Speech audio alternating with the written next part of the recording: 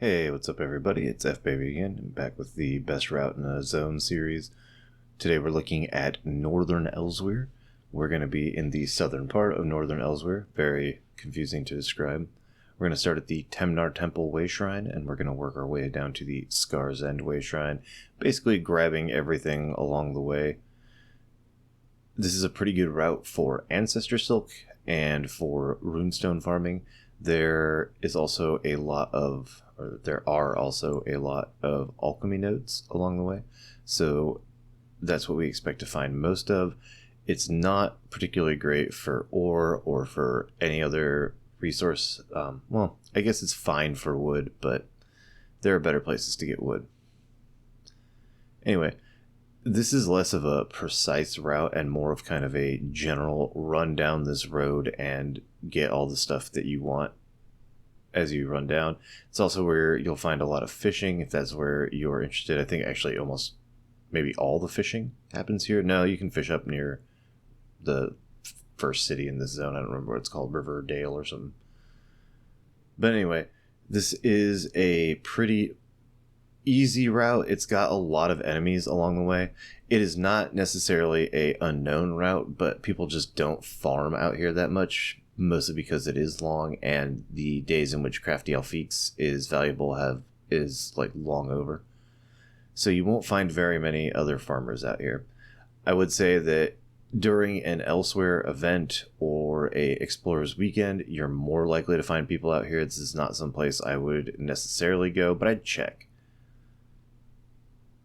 Other than that, this route is pretty straightforward and self-explanatory. You can find, if you want to fight everything out here, you can find a lot of leather as well. There are terror birds, harpies, direwolves, panthers, and a few random bandits, but all of those things except for the bandits drop leather.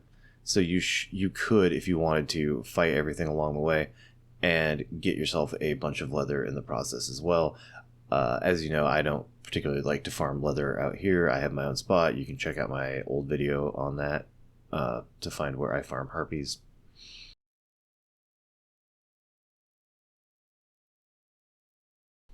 While we're farming away here, I would like to just kind of reiterate some advice that I've gotten over the years and give my input on it. Advice as it relates to ESO. Obviously, I don't think any of you are interested in when my football coach told me I wasn't good at football or anything like that. So one piece of trading advice I got years ago was that everything eventually goes up in price. This was kind of in response to me buying something overpriced at the time, and they were generally right. This is a decent piece of advice. I would say don't beat yourself up if you've made a bad purchase, because sometimes, well, most of the time, things tend to go up in price.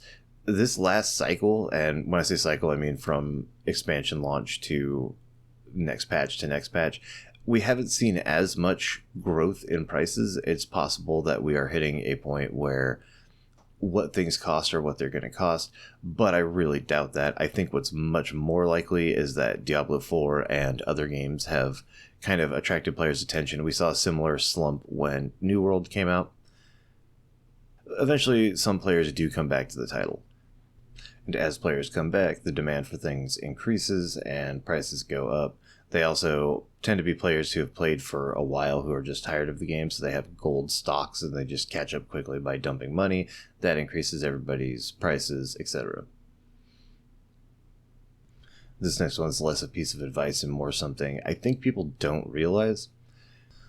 Low-level materials have the same chance of giving you tempers as the high-level materials.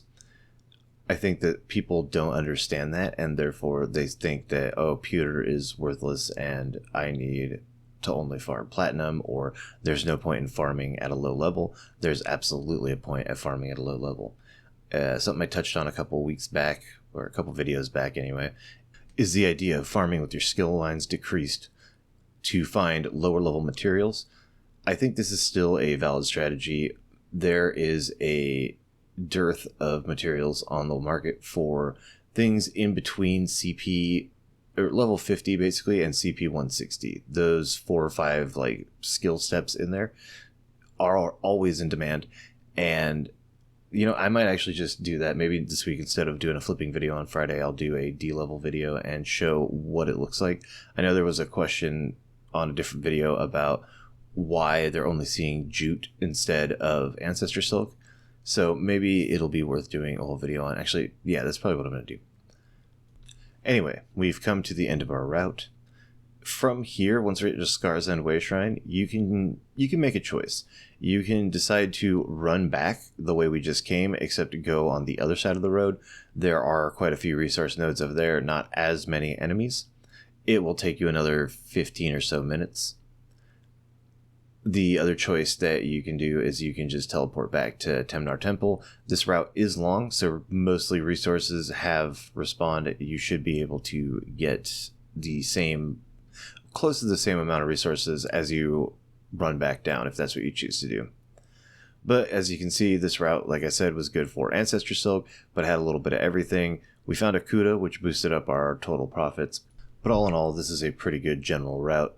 You can see that we got a wide variety of stuff, a lot of Columbine, a lot of alchemy mats.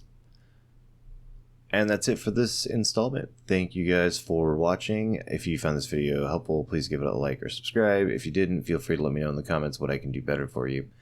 And I will catch you in the next one. See ya.